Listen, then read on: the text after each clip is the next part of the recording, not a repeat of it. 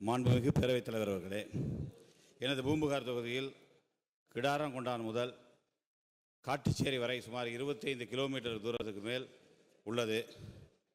அதற்கு இடையில் 2 மின்வாரிய அலுவலகம் ஆக்கூர், திருக்கடையூரில் அமைந்துள்ளது. அதிகமாக மின் நுகர்வோர் மற்றும் உலக பிரசித்தி பெற்ற திருக்கடையூர் திருக்கோயில் அமிர்த கடேஸ்வரர் என்றும் மார்க்கண்டையர் திருக்கோயில் அமைந்துள்ளதால், அதிக தங்கும் விடுதிகள் அமைந்துள்ளதால், மின் விநியோகம் தேவைப்படுவதால் அங்கே திருக்கடையூரில் துணை மின் நிலையம் விரைந்து அமைத்து தர அமைச்சர் அவர்கள் முன்வருவார்களா என தாங்கள் வாயிலாக கேட்டு அமர்கிறேன்.